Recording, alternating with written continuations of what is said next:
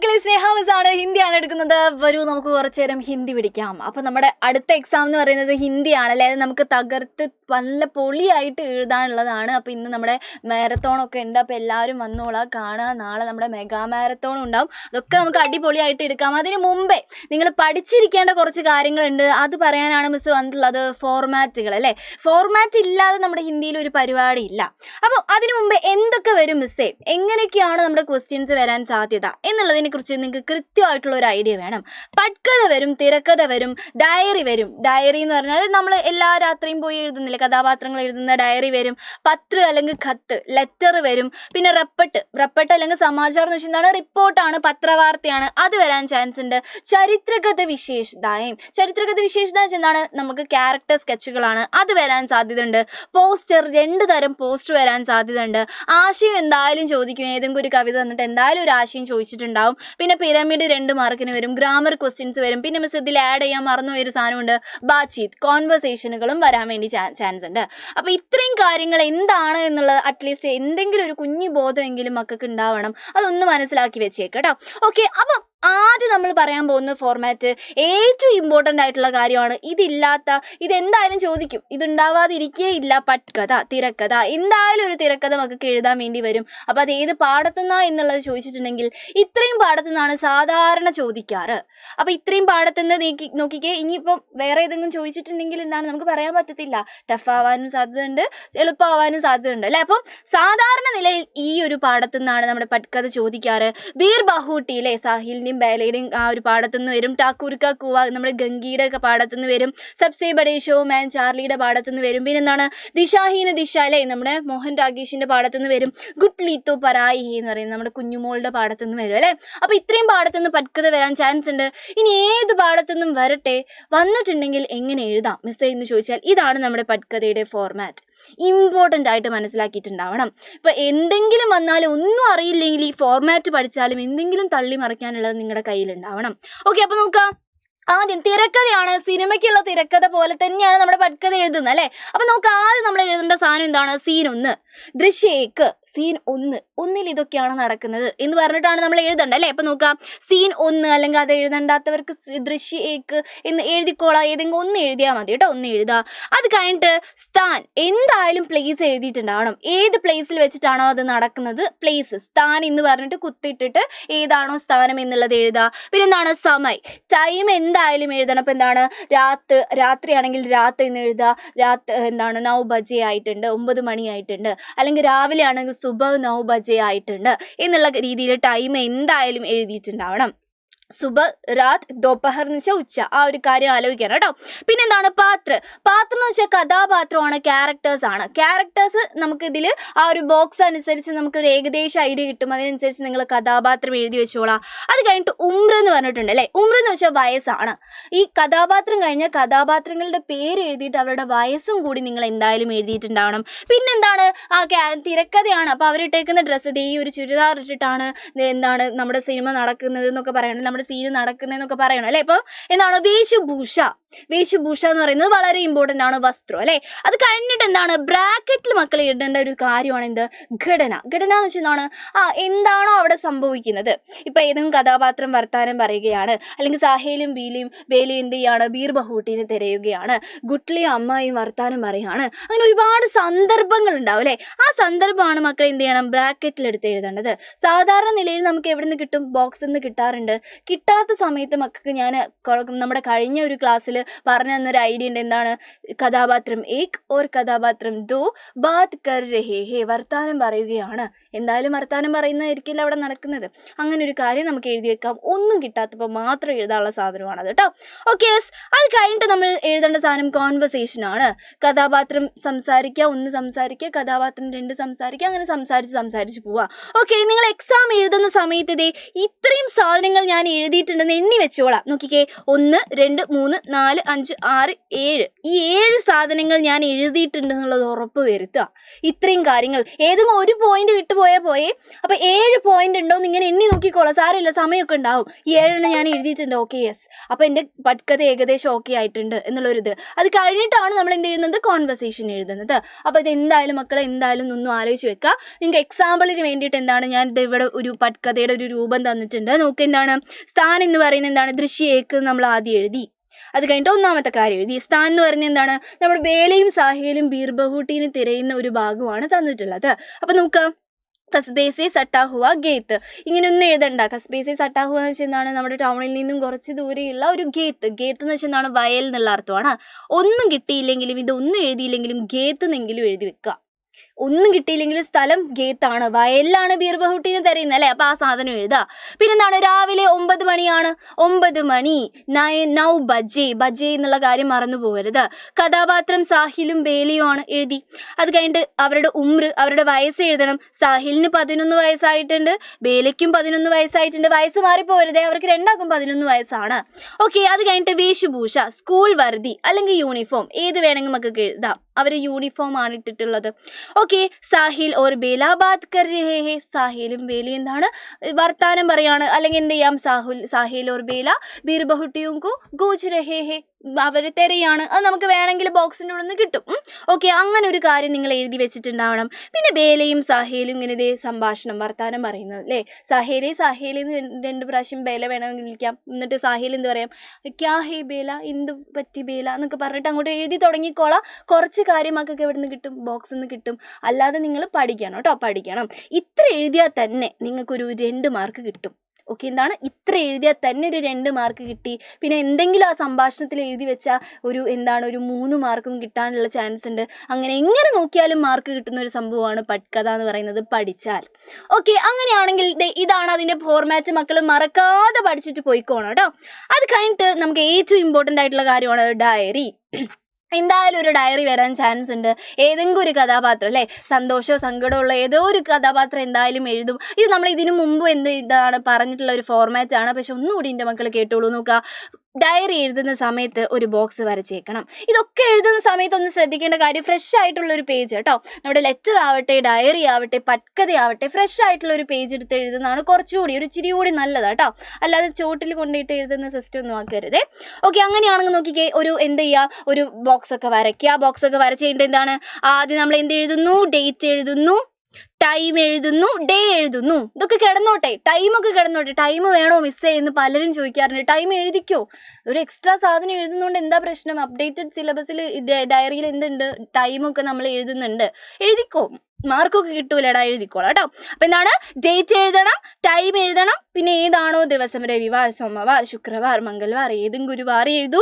അത് കഴിഞ്ഞിട്ട് എന്താണ് നോക്കിക്കേ, ആജ് കാ ദിൻ മേ കേസേ ഭൂലും. നമ്മുടെ കഥാപാത്രത്തിന് സന്തോഷമുള്ള ദിവസമാണെങ്കിൽ, ഹാപ്പി ആയിട്ടുള്ള ദിവസമാണെങ്കിൽ നമുക്ക് ഡയറി ഇങ്ങനെ തുടങ്ങാം. നോക്കിക്കേ, എങ്ങനെയാണ്, ആജ് കാ ദിൻ മേ കേസേ ഭൂലും. കേസേ എന്ന് വെച്ചാൽ എന്താണ്, എങ്ങനെ എന്നുള്ള അർത്ഥോട്ടെ. എന്താണ്, എങ്ങനെ, ഭൂലും മറക്കും. ഒരു ദിവസം പോലും മറക്കാൻ പറ്റില്ല, ഡയറി എഴുതിയ ദിവസം മറക്കാൻ പറ്റത്തില്ല അല്ലേ. അപ്പം എന്താണ്, എങ്ങനെ മറക്കും എന്ന് നമ്മൾ പറയുന്നു. അതുകൊണ്ട് എന്താണ്, ആജ് മേരാ ദിൽ ബഹുത് ഭർ ഗയാ ഹേ. സന്തോഷമാണേ, സന്തോഷമാകുമ്പോൾ നമുക്ക് ഇങ്ങനെയൊക്കെ എഴുതാം. എന്താണ്, ആജ് ഇന്ന്, മേരാ ദിൽ എൻ്റെ മനസ്സ്, ദിൽ എന്ന് വെച്ചാൽ എൻ്റെ മനസ്സ്, ബഹുത് ഭർ ഗയാ ഹേ ഒരുപാട് നിറഞ്ഞിരിക്കുകയാണ്. എന്നൊക്കെ നിറഞ്ഞിരിക്കുന്നു എന്ന് പറയുകയാണ് അല്ലേ, നിറഞ്ഞിരിക്കുകയാണ് എന്ന് പറയുന്നു. എന്നിട്ടോ, ഇത്തിനി ഖുഷി, ഇത്രയും സന്തോഷം, ജിന്ദഗി മേ പെഹലി ബാർ ആയാ ഹേ. സന്തോഷമുള്ള ദിവസമായതുകൊണ്ട് ഇത്രയും ഖുഷി, സന്തോഷം എന്ന് പറയുന്നത് ജിന്ദഗി എന്നാണ്, ലൈഫാണ് കേട്ടോ. ലൈഫിൽ പെഹലി ബാർ, ഫസ്റ്റ് ടൈം ആണ് വന്നിട്ടുള്ളത് എന്ന് പറഞ്ഞിട്ട് നമ്മൾ എഴുതുന്നു. എന്നിട്ട് കഥാപാത്രത്തിൻ്റെ അന്നത്തെ ആ കഥ ഉണ്ടല്ലോ, എന്താണോ കഥാപാത്രത്തിന് ഉണ്ടായിട്ടുള്ളത് ആ സംഭവം മൊത്തം നമ്മൾ ഇങ്ങനെ ഇരുന്ന് എഴുതുന്നു അല്ലേ. ഫുള്ള് ഇതെങ്ങനെ സംഭവിച്ചു, അങ്ങനെ സംഭവിച്ചു എന്ന് പറഞ്ഞിട്ട് എഴുതുന്നു.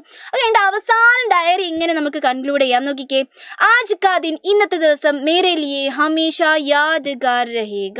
ഇന്നത്തെ ദിവസം എനിക്ക് ഹമേഷ, ഹമേഷ എന്നാണ് എപ്പോഴും, എപ്പോഴും എനിക്ക് എന്താണ് യാദ്ഗാർ രഹേഗ, ഓർമ്മ നിൽക്കും, എന്നും എനിക്ക് ഓർമ്മ നിൽക്കുന്ന ഒരു ദിവസമാണ് ഇന്ന് കഴിഞ്ഞത് എന്ന് പറഞ്ഞിട്ട് സന്തോഷമുള്ള ആ ഡയറി എന്ത് ചെയ്തോളാം മക്കൾ നിർത്തിക്കോളാം.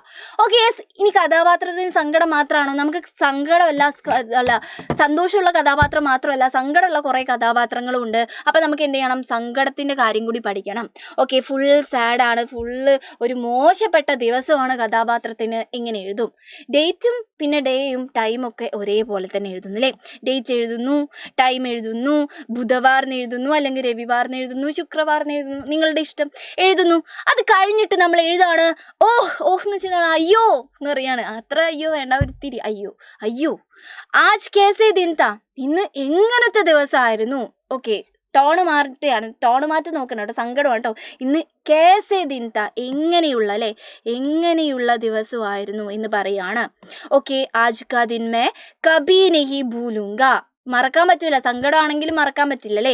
ആജ് കാ ദിൻ, ഇന്നത്തെ ദിവസം മേ കബീ നഹി എന്ന് വെച്ചാൽ എന്താണ്, ഒരിക്കലും എന്ത് ചെയ്യില്ല, നഹി ഭൂലൂങ്ക, മറക്കില്ല എന്ന് പറയുകയാണ്.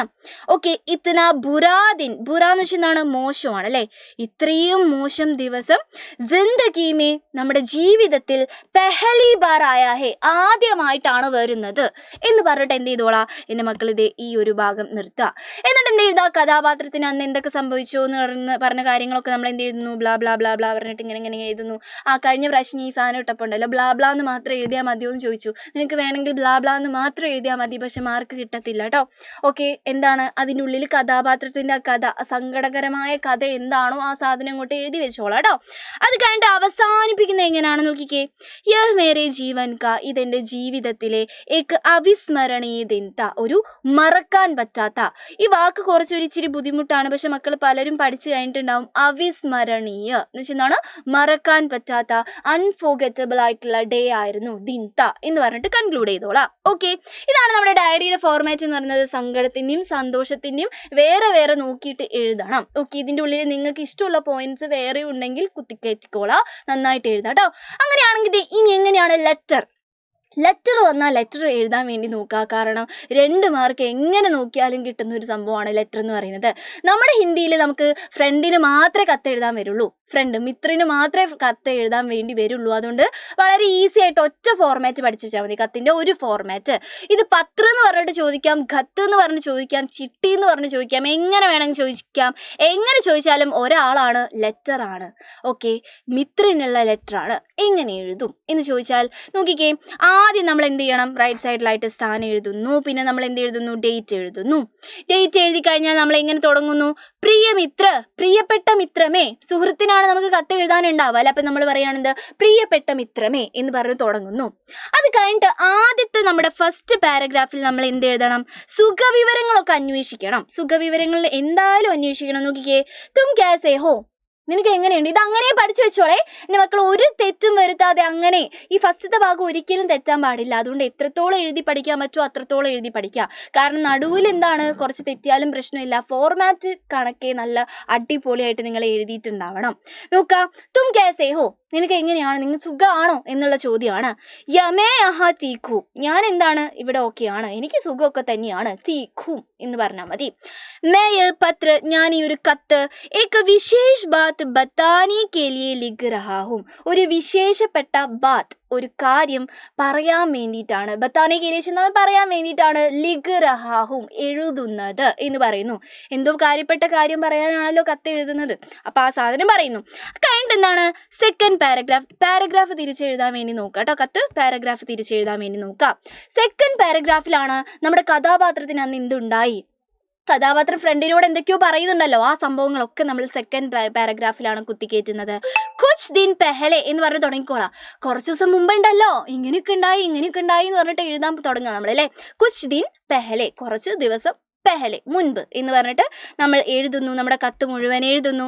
അത് കഴിഞ്ഞിട്ട് എന്തൊക്കെയോ ഉണ്ടായ കാര്യങ്ങൾ അല്ലേ, അത് ഫുള്ള് നമ്മൾ എഴുതി കഴിഞ്ഞിട്ട് തേർഡ് പാരഗ്രാഫ്, ഇതാണ് നമ്മുടെ ഫോർമാറ്റ് കേട്ടോ. തേർഡ് പാരഗ്രാഫിൽ നമ്മൾ വരുന്ന സമയത്ത് നമ്മൾ എന്ത് ചെയ്തും, എല്ലാവരോടും എൻ്റെ ഇഷ്ടം അറിയിക്കണം, നീ എന്ത് ചെയ്യണം, മറുപടി കത്ത് അയക്കണം കേട്ടോ എന്ന് പറയണ്ടേ നമുക്ക്. നോക്കിക്കേ, സബ്കോ മേരാ പ്യാർ കഹ്ദേന, എല്ലാവരോടും എൻ്റെ പ്യാർ കഹ്ദേന, ഇഷ്ടം അറിയിക്കണം എന്ന് പറയാണ്.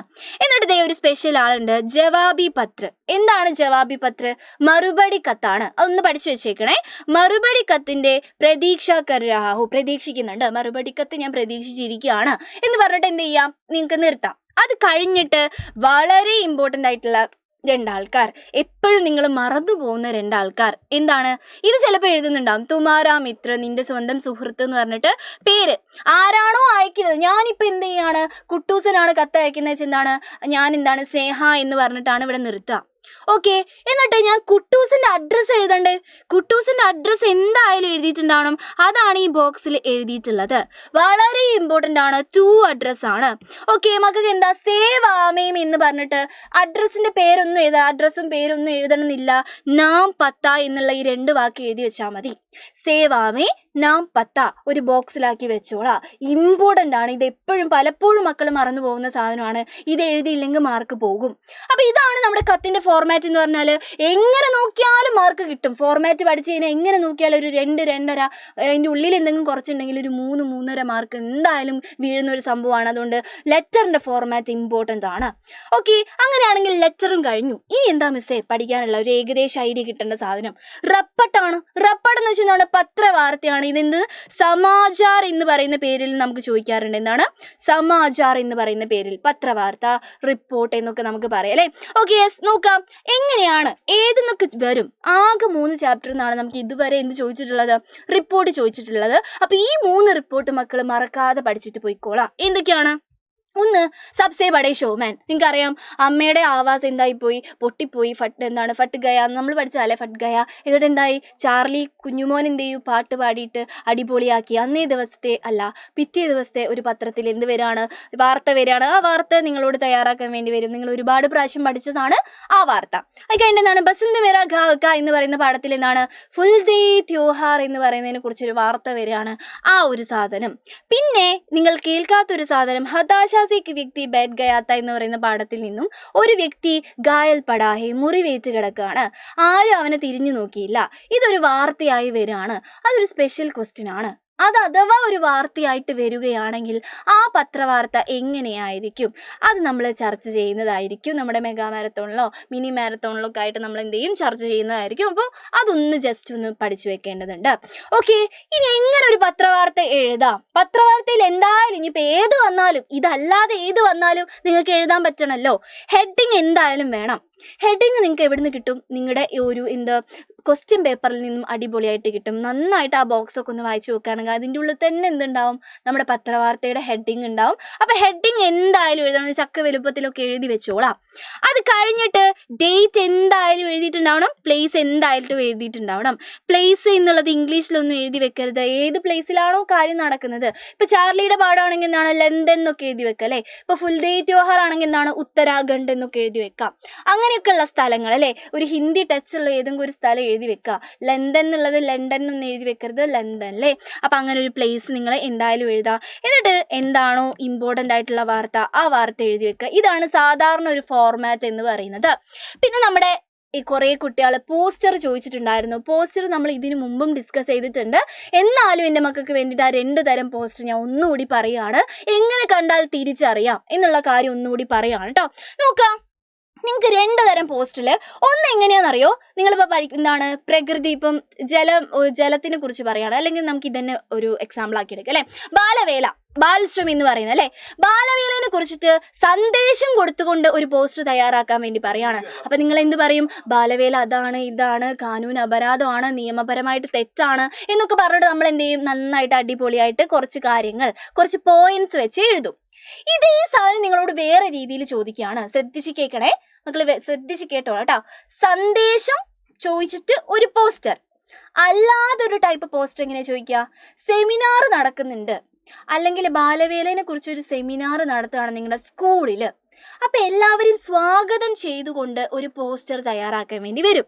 ആ പോസ്റ്റർ എങ്ങനെ കണ്ടാലും മക്കൾക്ക് മനസ്സിലാവും, പേടിക്കൊന്നും വേണ്ട, മനസ്സിലാവും.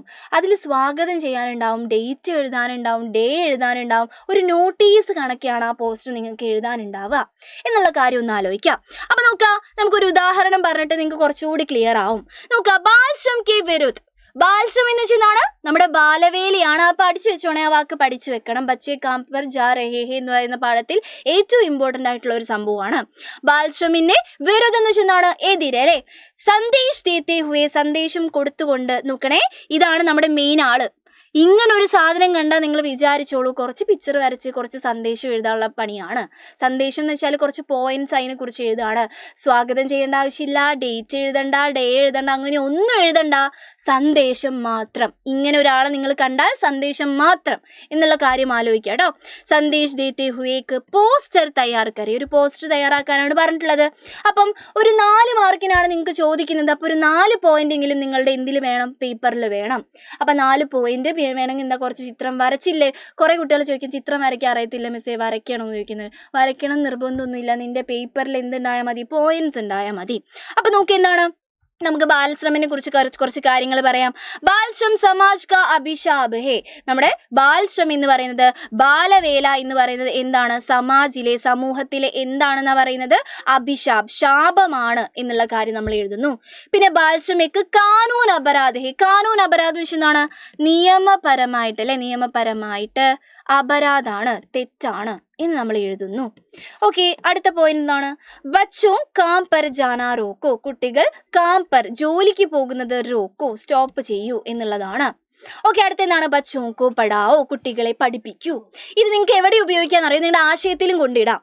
ഈ ഒരു പോയിന്റ് എന്തായാലും എൻ്റെ മക്കൾ പഠിച്ചു വെച്ചോളൂ, ആശയത്തിലും ഇത് ഉപകരിക്കും. അപ്പൊ സന്ദേശം വെച്ച് ഒരു പോസ്റ്റർ തയ്യാറാക്കാൻ പറഞ്ഞാൽ 4 സന്ദേശം എഴുതാ. ഏറ്റവും ഇമ്പോർട്ടന്റ് ആയിട്ട് ഇത് ഇയാളെന്ന് ആലോചിച്ചോളാം. പോസ്റ്റർ വന്നാൽ അതേത് പോസ്റ്ററും ആവട്ടെ ക്ലബിന്റെ പേര് എഴുതിയിട്ടുണ്ടാവണം. സന്ദേശം ആവട്ടെ, വേറെ സ്വാഗതം ചെയ്യാനുള്ളതാവട്ടെ, അല്ലെങ്കിൽ വേറെ എന്തെങ്കിലും ആവട്ടെ, പോസ്റ്റർ വന്നാൽ ക്ലബിന്റെ പേര് എഴുതിയിട്ടുണ്ടാവണം. ചോട്ടില് ക്ലബ്ബ്, ഏതെങ്കിലും ഒരു ക്ലബ്ബാണല്ലോ തൊട്ടിക്കുന്നത്, അപ്പൊ അവരുടെ പേര് നന്നായിട്ട് എഴുതിയിട്ടുണ്ടാവണം. ഹിന്ദി ക്ലബ്ബ് എന്നോ സോഷ്യൽ ക്ലബ്ബ് എന്നോ നിങ്ങൾക്ക് ഇഷ്ടമുള്ള ഒരു ക്ലബ്ബ് എഴുതാ, വെറും ക്ലബ്ബ് എന്ന് എഴുതിയാലും കുഴപ്പമില്ല. ഓക്കെ, അങ്ങനെയാണെങ്കിൽ നോക്കിക്കേ, രണ്ടാമത്തെ ടൈപ്പ് ആ ഒരു പോസ്റ്റർ എങ്ങനെ കണ്ടുപിടിക്കും മിസ്സേ എന്ന് ചോദിച്ചാൽ, ഒന്നിൽ സന്ദേശം എന്ന് പറഞ്ഞ വാക്കുണ്ടെന്ന് കിട്ടി. ഇനി നോക്കാം, ബാൽശ്രം സമാജ് കാ അഭിശാപ് ഹേ. ബാൽശ്രം എന്ന് പറയുന്നത് സമാജിലെ, സമൂഹത്തിന്റെ ശാപമാണ്. ഇസ് വിഷയ പർ ഏക് സംഗോഷ്ഠി ചൽ രഹാ ഹേ. ഈ വിഷയത്തിൽ ഒരു സെമിനാർ നടക്കുന്നുണ്ട്. സ്വാഗത് കർത്തേ ഹുവേ ഏക് പോസ്റ്റർ തയ്യാർ കരെ. എല്ലാവരും സ്വാഗതം ചെയ്തുകൊണ്ട്. ഇങ്ങനെ നോട്ടീസ് പരവത്തിലുള്ള പോസ്റ്റിന് നിങ്ങൾ എന്തെങ്കിലുമൊക്കെ കാണും, ഈ സെമിനാർ എന്നുള്ളൊരു വാക്ക് കാണും, അല്ലെങ്കിൽ സ്വാഗതം ചെയ്യുക എന്നൊക്കെ പറഞ്ഞിട്ട് എന്തെങ്കിലും ഒരു വാക്ക് കാണും. കുറച്ച് സ്പെഷ്യൽ ആയിട്ടുള്ളൊരു പോസ്റ്ററിന്റെ ക്വസ്റ്റ്യൻ ആയിരിക്കും അത്. അങ്ങനെ വെച്ച് കഴിഞ്ഞാൽ നിങ്ങൾ ആലോചിച്ചോളാം, ഡേറ്റും ഡേ ഒക്കെ ഇട്ടിട്ട് കുറച്ച് അധികം എഴുതാനുള്ള പോസ്റ്റാണ് വന്നേക്കുന്നത് എന്നുള്ളത്. ഇങ്ങനത്തെ പോസ്റ്റർ വന്നാൽ നിങ്ങൾ ശരിക്കും രക്ഷപ്പെട്ടു. കാരണം എന്താണ്, ഏറ്റവും കൂടുതൽ മാർക്ക് കിട്ടാൻ സാധ്യതയുള്ള പോസ്റ്റർ ഇതാണ്. നോക്കുക, എന്താണ്, ആദ്യം സംഗോഷ്ഠിയാണ്, സെമിനാർ ആണ് നടക്കുന്നത്. അപ്പൊ മക്കള് സെമിനാർ എന്ന് എഴുതുന്നു. സെമിനാർ ചക്ക വലുപ്പത്തിൽ എഴുതി വെച്ചിട്ടുണ്ട്. വിഷയം തന്നിട്ടുണ്ട്. വിഷയം നിങ്ങൾ സ്വന്തമായിട്ട് എഴുതേണ്ട ആവശ്യമില്ല, എവിടെ ഉണ്ട്, ഇതേ ഇവിടെ ഉണ്ട്. ആ വിഷയം എടുത്തിട്ട് ഇതേ ഇവിടെ എഴുതി വെക്കുന്നു. അത് കഴിഞ്ഞിട്ട് ഇതാണ് സ്വന്തമായിട്ട് എഴുതുന്നത്. ഇത് എഴുതുന്നത് നിങ്ങൾ പേടിക്കണ്ട. ഡേറ്റ് തന്നിട്ടുണ്ടെങ്കിൽ, അതായത് ക്വസ്റ്റ്യൻ പേപ്പറിൽ ഡേറ്റ് തന്നിട്ടുണ്ടെങ്കിൽ ആ ഡേറ്റ് എഴുതണം. അല്ലെങ്കിൽ നിങ്ങൾക്ക് ഇഷ്ടമുള്ളൊരു ഡേറ്റ് എഴുതുക. നോക്കിക്കേ, ഡേറ്റ് എഴുതി, പിന്നെ എന്തെഴുതി, ഒരു ടൈം എഴുതി, പിന്നെന്തെഴുതി, നമ്മൾ പ്ലേസ് എഴുതി. പ്ലേസ് എന്താണ്, സ്കൂൾ സഭാഗൃഹ് എന്ന് പറയുന്നത് പഠിച്ചു വെച്ചോളാം. സഭാഗൃഹം എന്ന് വെച്ചാൽ ഓഡിറ്റോറിയം ആണ്. എല്ലാ പരിപാടിയും ഓഡിറ്റോറിയത്തിൽ എത്തിച്ചിട്ടേ നടക്കുള്ളൂ. അതുകൊണ്ട് സ്കൂൾ സഭാഗൃഹം എന്നുള്ളത് ഇമ്പോർട്ടൻ്റ് ആയിട്ട് പഠിച്ചു വെച്ചോളാം. അത് കഴിഞ്ഞിട്ട് എന്താണ്, സബ്കാ സ്വാഗതം. എല്ലാവരും അങ്ങോട്ട് എന്ത് ചെയ്യുക, സ്വാഗതം ചെയ്തോളാം. എല്ലാവരും സ്വാഗതം ചെയ്യുന്നു. സ്വാഗതം ചെയ്യാൻ മറന്നു വരുതേ, കാരണം പോസ്റ്ററിന്റെ ഉദ്ദേശം അതാണ്, എല്ലാവരും സ്വാഗതം ചെയ്യണം സ്കൂളിലോട്ട്. സബ്കാ സ്വാഗതം എന്ന് പറയുന്നു. അത് കുറച്ച് വലുതാക്കി എഴുതി വെക്കുന്നു. ലാസ്റ്റ് ഇതേ ഇയാൾ എഴുതി വെക്കുന്നു, ക്ലബിന്റെ പേര്. ഇമ്പോർട്ടൻ്റ് ആയിട്ട് അത് ഏത് പോസ്റ്ററിലും ക്ലബിന്റെ പേര് എഴുതി വെച്ചോളാം. ഓക്കെ, അപ്പം നമുക്ക് ഇമ്പോർട്ടൻ്റ് ആയിട്ട് പഠിക്കേണ്ട കുറച്ച് ഫോർമാറ്റ് എന്ന് പറയുന്നത് ഇതാണ്. ഇത് പഠിക്കാതെ എൻ്റെ മക്കൾ പോവരുത്. ഇത് പഠിച്ചാൽ തന്നെ ഏകദേശം ഹിന്ദി സെറ്റാണ്. നിങ്ങൾക്ക് നന്നായിട്ട് തന്നെ എഴുതാൻ പറ്റും. അപ്പോൾ എല്ലാവരും നന്നായിട്ട് തന്നെ ഒട്ടും സമയം കളയാതെ തന്നെ പഠിച്ചോളാം. All the best. Bye by.